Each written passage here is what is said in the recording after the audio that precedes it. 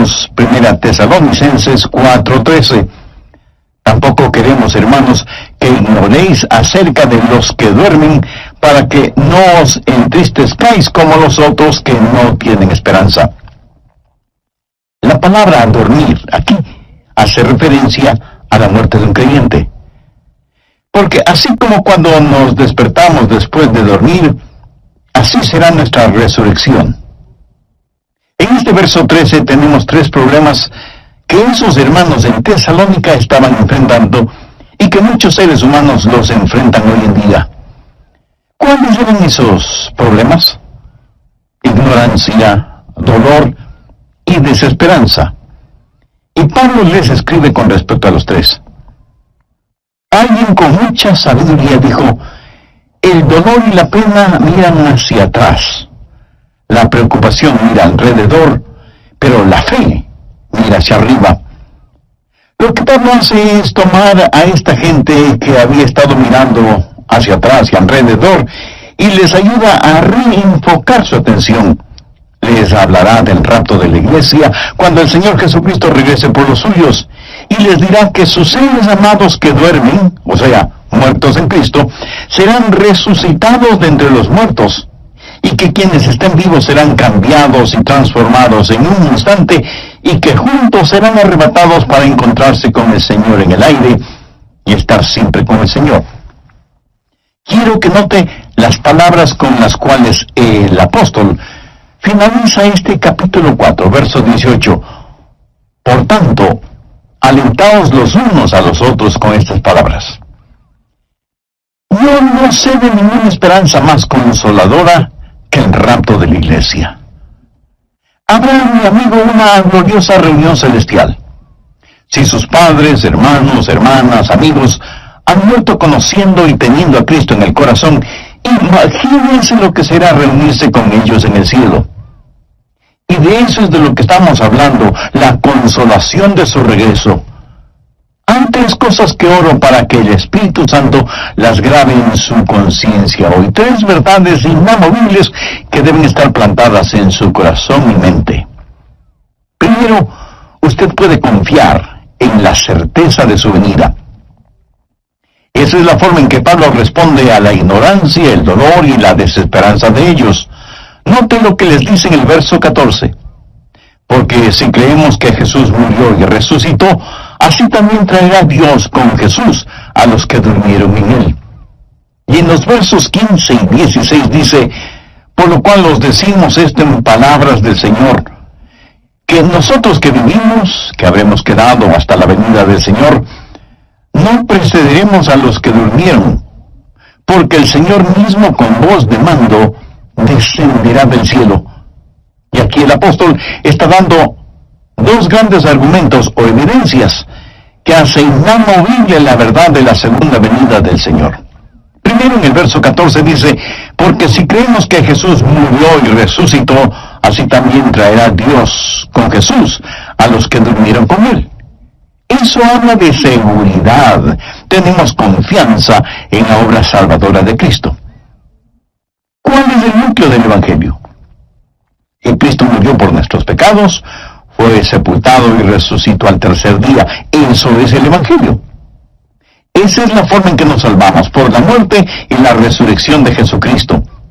Creemos que Jesús literalmente vino a esta tierra, sufrió, murió, fue enterrado y resucitó de entre los muertos. Ese es el Evangelio. Cristo murió por nuestros pecados. Nosotros somos salvos por su gracia, porque Él pagó todo en la cruz. Escuché a un muchachito quien, habiendo recibido a Cristo como su Salvador, pidió ser bautizado. El pastor, para asegurarse que el niño entendía bien todo, le preguntó: «Hijo, ¿eres realmente salvo?». Y el muchacho respondió: «Sí, pastor, soy salvo». «¿Y cómo sabes que eres salvo?». «Oh, pues porque yo hice mi parte y Jesús hizo su parte». Esto no sonó bien a los oídos del pastor, porque la salvación es totalmente el trabajo realizado por Jesús. Así que le dijo al niño: ¿me podrías explicar eso de que tú hiciste tu parte y Jesús hizo su parte? Y el niño, con una inocente sonrisa en su rostro, le dijo: claro que sí, pastor. Yo hice el acto de pecar y Él hizo el acto de salvar. Me gusta eso, la increíble teología de los niños. Ahora, ¿cómo sabemos que Jesús regresará? Porque Él ya sufrió y murió por nosotros y fue resucitado de entre los muertos. Escuche, a menos que Él regrese por nosotros, a menos que haya el rapto, el Evangelio es incompleto. Su crucifixión sin su coronación es incompleta. Es como tener noche pero no día. Es como tener frío pero jamás calor. Es como tener oscuridad pero nunca luz.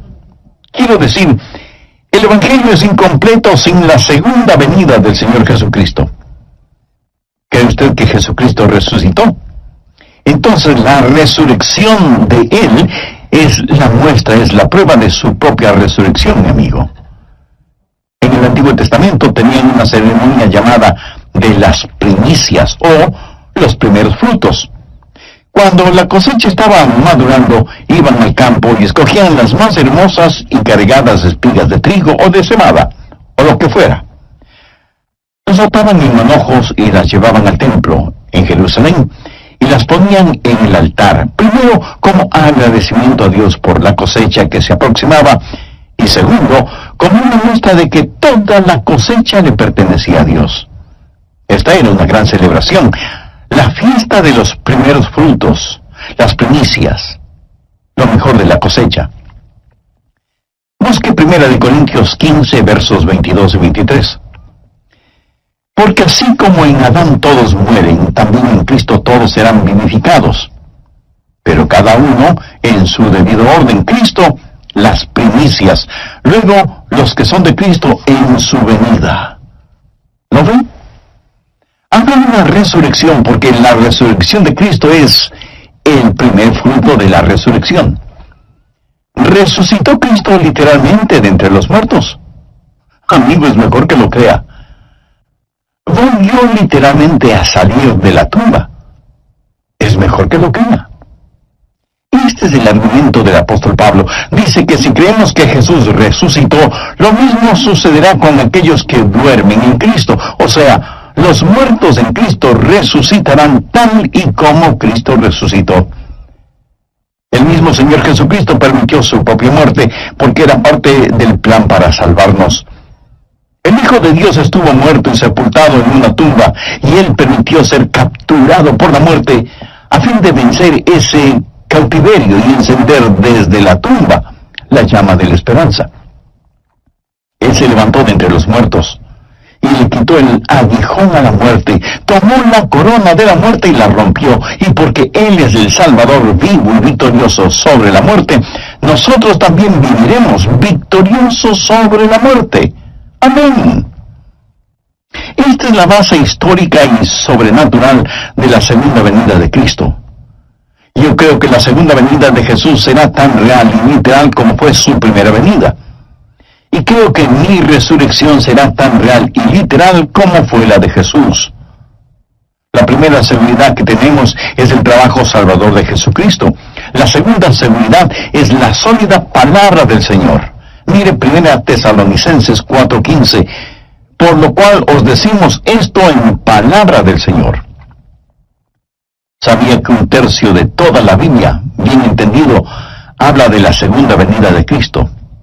Tanto el Antiguo como el Nuevo Testamento terminan con la promesa del regreso de Cristo. Una y otra vez, en la palabra de Dios, se nos dice que el Señor Jesucristo vendrá otra vez. Vivimos en una época llena de astrólogos, médiums y adivinos con poderes pseudoproféticos. Y todos ellos son patéticos, son falsos profetas.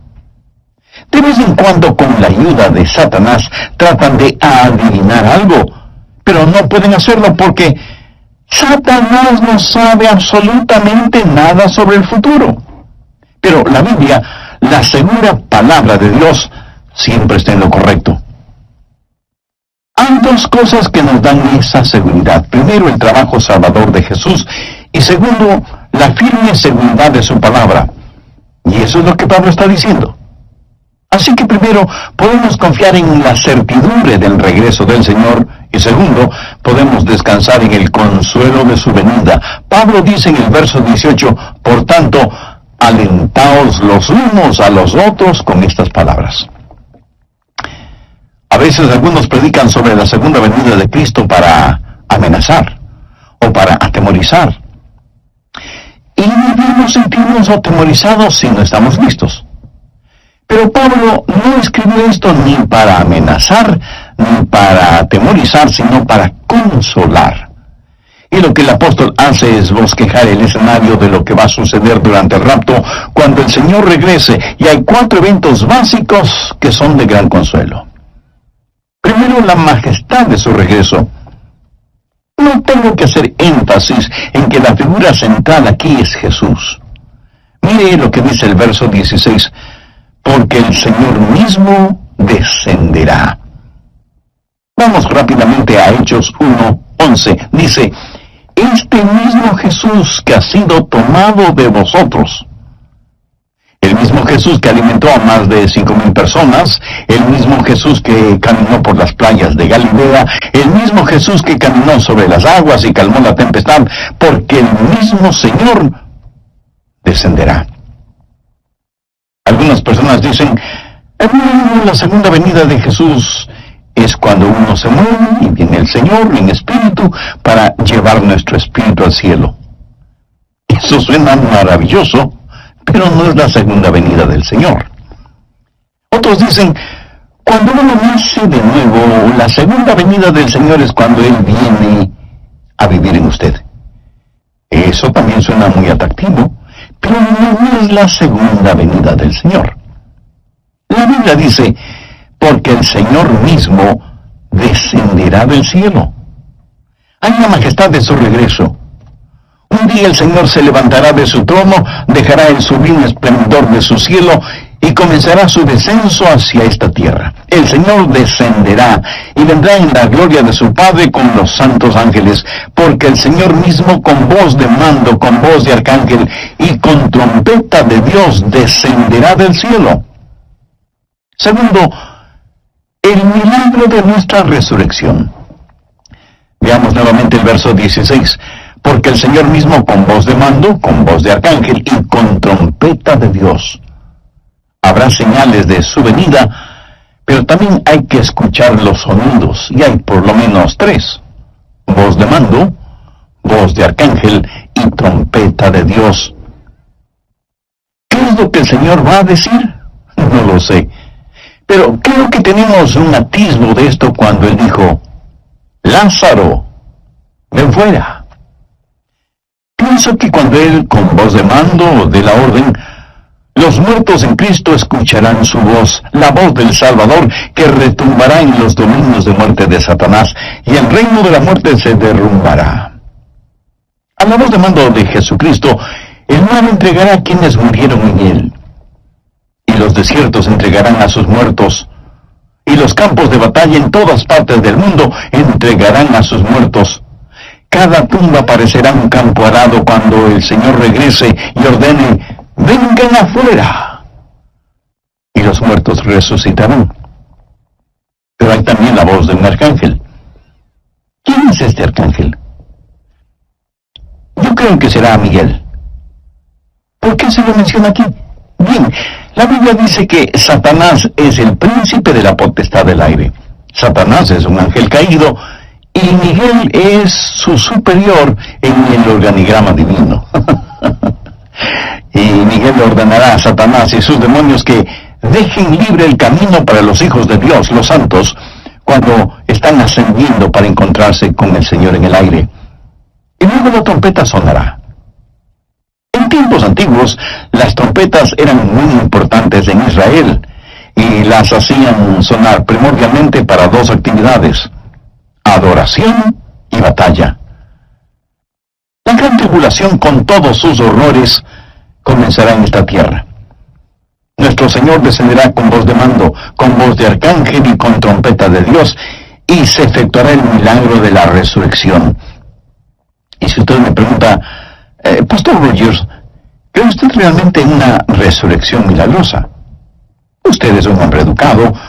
¿Por qué cree en algo que está más allá de nuestro entendimiento?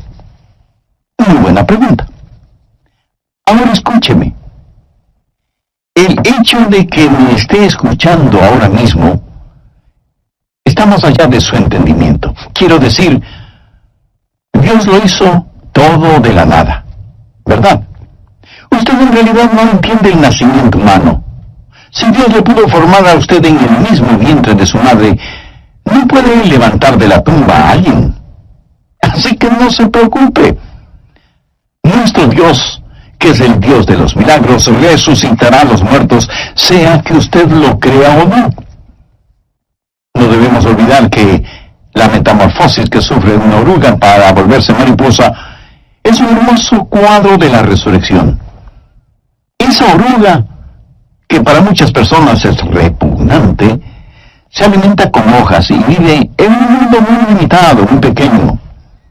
Un día, algo así como la muerte llega a la vida de la oruga, y ella empieza a envolverse en una especie de mortaja, de ataúd diminuto, en donde se pasa encerrada por un tiempo. Para el mundo exterior, esa oruga está muerta. Pero la verdad es que solo está durmiendo, sin que importe nada de lo que suceda a su alrededor. Un día es el de la resurrección, y ella sale de su diminuto encierro, pero ya no es una oruga, ahora es una gloriosa, hermosa mariposa, brillante como el sol, diáfana como la mañana, y batiendo sus increíblemente decoradas alas, se eleva hacia el azul del cielo. ¿Es la misma criatura? Sí, pero ahora es diferente porque he experimentado una metamorfosis, o sea, un cambio de forma. La Biblia dice en 1 Corintios 15:51, no todos dormiremos, pero todos seremos transformados en un momento, en un abrir y cerrar de ojos. Amigo, antes de terminar este programa, permítame preguntarle, ¿será usted transformado? Para hacerlo, debe tener a Cristo en su corazón.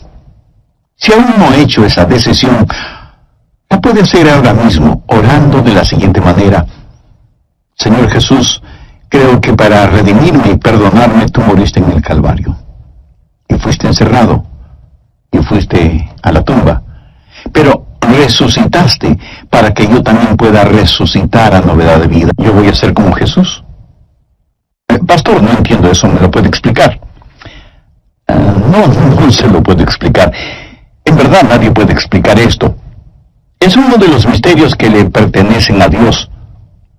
Lo que sí no es un misterio es que quienes somos hijos e hijas de Dios seremos hechos a la semejanza de Jesucristo. Hay 4 eventos básicos que son de gran consuelo. En el mensaje anterior vimos primero la majestad de su regreso, segundo, el milagro de nuestra resurrección. Hoy continuaremos con tercero, el misterio del rapto. 1 Tesalonicenses 4:17. Luego nosotros, los que vivimos, los que hayamos quedado, seremos arrebatados juntamente con ellos. El apóstol Pablo estaba esperando el regreso de Jesús mientras él vivía. Note la frase, nosotros los que vivimos, los que hayamos quedado. Cuarto, el desafío de su venida. Habrá millones de personas vivas en la tierra cuando Jesús regrese. Los santos serán transformados en un momento, en un abrir y cerrar de ojos, y cuando se oiga la voz de mando, todos los salvos serán cambiados instantáneamente y arrebatados en el aire para encontrarse con el Señor. Esto es lo que conocemos como el rapto. Ahora, la palabra rapto como tal, usted no lo va a encontrar en la Biblia, pero no deje que eso le moleste. La palabra Trinidad tampoco está en la Biblia. Las palabras misiones o soberanía tampoco las encuentra en la Biblia, pero todas estas son doctrinas que se encuentran en la palabra de Dios. Se llama el rapto porque la palabra latina rapto significa agarrar, coger, así algo con firmeza. Ahora, si a usted no le gusta la palabra rapto, use la palabra arrebato. Una de cuyas acepciones gramaticales es quitar súbitamente algo de alguna parte. En la Biblia se usa esta palabra de muchas formas. Por ejemplo, asir con fuerza. Ellos querían asir a Jesús para tratar de hacerle rey. Y la Biblia dice que lo agarraron con fuerza. Ahora piénselo. Cuando sucede el rapto, usted y yo seremos tomados, asidos, agarrados por una fuerza sobrenatural. Esa fuerza es nuestro Señor. Y ni la fuerza de la gravedad, ni la fuerza de la muerte nos podrán sujetar. Esto me fascina. Significa el tomar una cosa de un lugar y ponerla en otro lugar. El apóstol Pablo dice que él fue arrebatado hasta el tercer cielo. O sea, fue sacado de este espacio terrenal. Eso es lo que el rapto será. Por ejemplo, en el capítulo 17 de los Hechos, se dice que hubo una revuelta, un tumulto en contra de Pablo, y unos lo alaban para acá y otros lo empujaban para allá, hasta que vinieron algunos soldados romanos que rescataron a Pablo y lo llevaron a un lugar seguro. Ahora escúcheme. La iglesia del Señor será arrebatada de este mundo y puesta en la seguridad del cielo, mientras los horrores de la tribulación tendrán lugar en la tierra. Seremos arrebatados en un momento, en un parpadear de los ojos, y este evento, mi estimado amigo o amiga, puede suceder en cualquier momento. A esto la Biblia lo llama un misterio. Mire lo que Pablo dice en 1 Corintios 15:51. He aquí os digo un misterio. Y describe el rapto. Y es este misterio del rapto lo que va a suceder. Y alguien podrá decir, ¿eso suena a algo sobrenatural? Pues sí. Toda nuestra fe es una fe sobrenatural. Y es mejor que usted lo crea. Déjeme darle una ilustración. Digamos que usted toma algunos pedacitos de diferentes metales, cobre, plomo, zinc, cromo, hierro, platino, oro y plata. Luego va a un campo y esparce esos pedacitos de metal por todas partes, removiendo la tierra para cubrirlos. Luego viene con un detector de metales, electromagnético, y al pasarlo por sobre la tierra, algunos metales saltarán, adhiriéndose al electromagneto. Y notará que ni el cobre, ni el plomo, ni el oro, ni la plata, ni el platino serán atraídos por el imán del electromagneto, y solamente el hierro lo será. ¿Por qué? Porque el hierro tiene la misma naturaleza del imán, por eso es atraído por el electromagneto. Cuando Jesucristo regrese, aquellos que compartimos su misma naturaleza, seremos atraídos hacia Él. La Biblia dice que somos participantes de la naturaleza divina. Si usted ha nacido de nuevo, está rumbo al cielo. Si el Señor Jesucristo vive en usted, experimentará la majestad de su regreso, el milagro de nuestra resurrección y el misterio del rapto. Seremos arrebatados, seremos cambiados, y juntamente con los que durmieron en Cristo, los vivos serán raptados para encontrarse con el Señor en el aire, y entonces experimentaremos la maravilla de nuestra reunión. 1 Tesalonicenses 4:17 dice, luego nosotros los que vivimos, los que hayamos quedado, seremos arrebatados juntamente con ellos en las nubes para recibir al Señor en el aire, y así estaremos sin amados que habían muerto y Cristo no había retornado. Pablo les dice, escuchen, vamos a estar juntos. Padres, madres, hijos e hijas, hermanos y hermanas, si están dormidos en el Señor, todos juntos iremos a encontrarnos con Él en el cielo. El doctor Robert Lee fue un gran predicador de la palabra de Dios.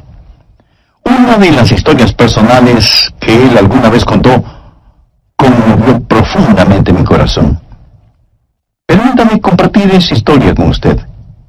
Él dijo, cuando yo era un niño pequeño, vivíamos en una especie de ranchito muy pobre, y sin embargo, esa insignificante vivienda estaba hipotecada.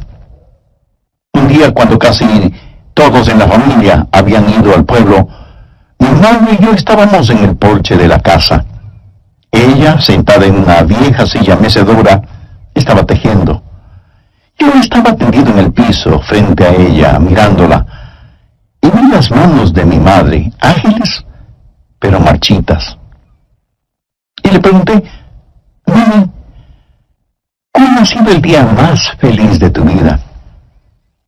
Pensé que ella me diría que fue cuando mi papá, que es muy alto y atractivo, le declaró su amor y le pidió que fuera su esposa. Pero no mencionó eso. Pensé que ella diría que cuando se casaron y vivieron la vida matrimonial juntos por más de 50 años, hasta cuando Dios se llevó a mi papá al cielo. Pero ella no dijo eso.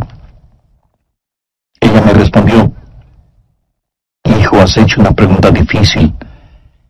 Pero durante nuestra guerra civil, los tiempos fueron difíciles y amargos. Prácticamente todos los hombres fueron a la guerra, incluyendo tu abuelito. No teníamos mucho en el rancho. Tomábamos té hecho de sazafrás o café hecho de maíz duro, tostado y molido. Siendo niña, yo iba con las mujeres a trabajar en el campo. Esos fueron días muy duros, muy duros. Luego recibimos la noticia de que mi papá, o sea, tu abuelito, había muerto en la guerra. Y yo miré a mi mamá. Me preguntaba qué es lo que ella diría o haría, pero ella no decía mucho. Hasta me parecía que ella era incapaz de llorar. Casi siempre estaba en silencio. Mi dormitorio quedaba junto al de ella y durante la noche yo escuchaba a mamá llorar profunda y amargamente. Pero por la mañana ella hacía desaparecer de su rostro las huellas de su llanto y se dedicaba a sus quehaceres diarios. Un día yo estuve en el porche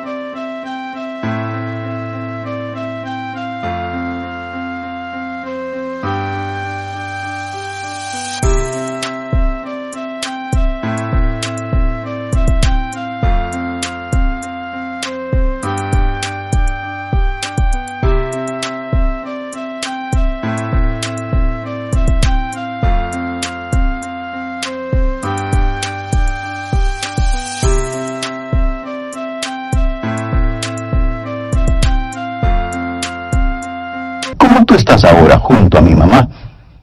Ella tenía en su falda un recipiente lleno de guisantes y los estaba pelando. Nuestra casita estaba junto a un río. Mi madre levantó la vista de su labor y vio a un hombre caminando por el sendero del río y dijo: Elizabeth, mira, ese hombre camina como tu papá. Luego, mirando más intensamente, me dijo: Hija, te digo que ese hombre se parece a tu papá. Y yo le dije: Mamá, tú sabes que papá está muerto. Desearía que pudiéramos traerlo de regreso, pero no podemos. Y no hay necesidad de que te atormentes así. Pero después de unos segundos, ella dio un salto, tirando los guisantes por todo lado y gritando: ¡Es tu papá! ¡Es tu papá!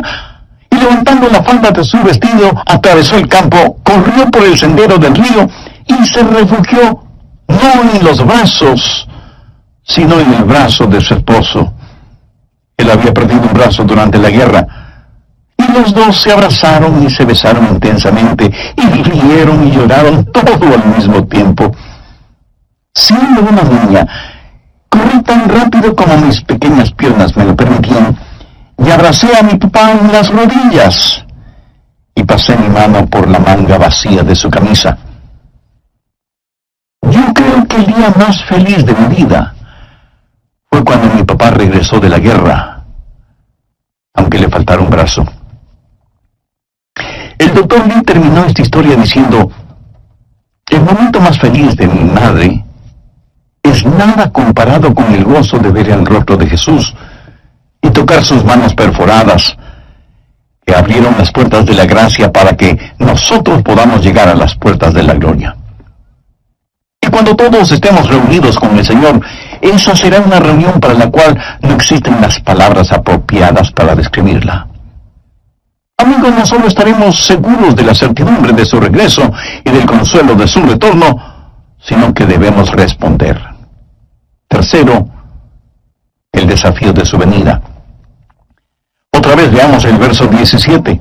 Luego nosotros, los que vivimos, los que hayamos quedado, seremos arrebatados juntamente con ellos en las nubes para recibir al Señor en el aire, y así estaremos siempre con el Señor. Todos somos embajadores de Cristo. Uno de estos días, muy pronto, yo voy a tener que dar cuentas. ¡Qué desafío que representa la segunda venida del Señor! Cuando eso suceda, ojalá que podamos decir: cuando Él con trompeta de Dios descienda del cielo, quiero que me encuentre vestido de su justicia y sin mancha delante del trono. ¿Está usted listo para la segunda venida de Cristo? ¿Está usted listo para el rapto?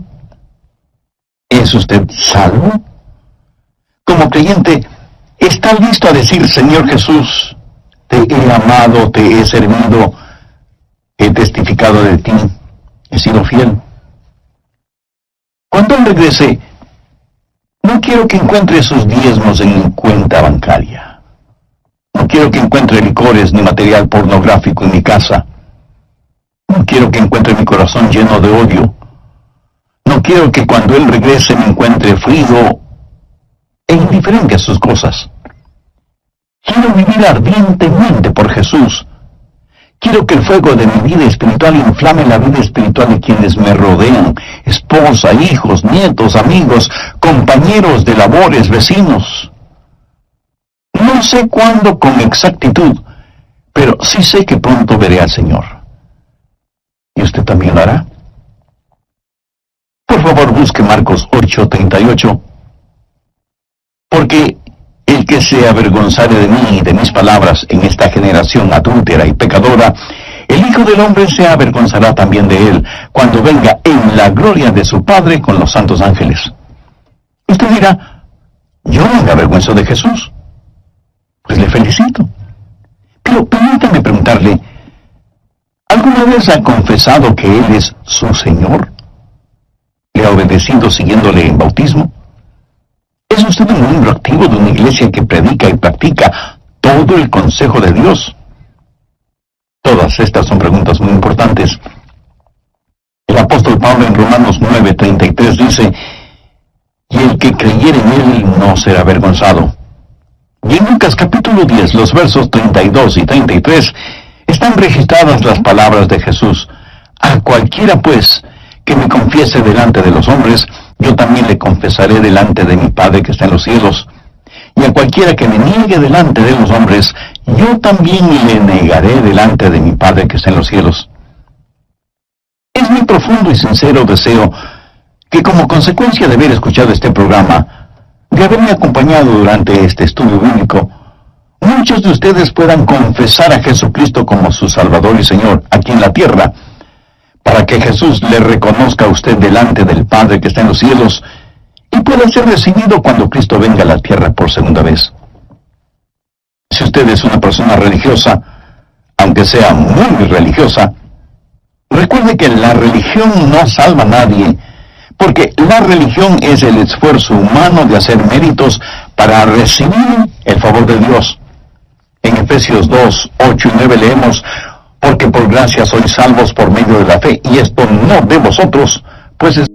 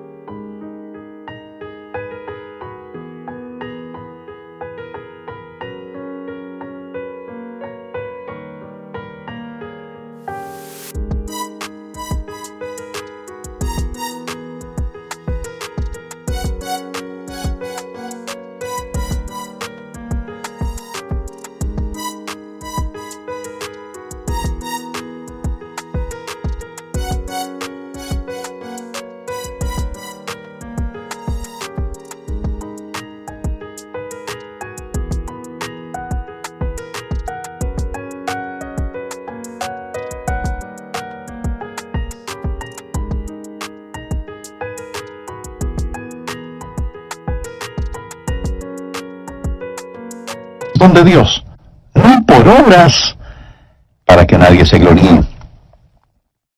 Para ser salvo, lo que usted necesita es una relación personal e íntima con el Señor Jesucristo. Necesita creer en Él no solo intelectualmente, sino espiritualmente. Y necesita depositar su fe y confianza en Él.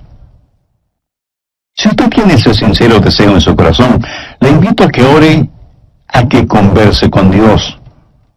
La oración que voy a decir es solo una muestra, una guía. Ore usted con sus propias palabras. Hágalo en voz alta o en voz baja o silenciosamente. Orar no es cuestión de volumen. Ore de la siguiente manera: Dios eterno, gracias por haberme dado la oportunidad de escuchar este mensaje. Yo quiero estar listo para el regreso de Jesús, para que me llames a tu presencia antes de ese evento. Sé que soy pecador y necesito tu perdón. Por eso vengo a pedirte misericordia.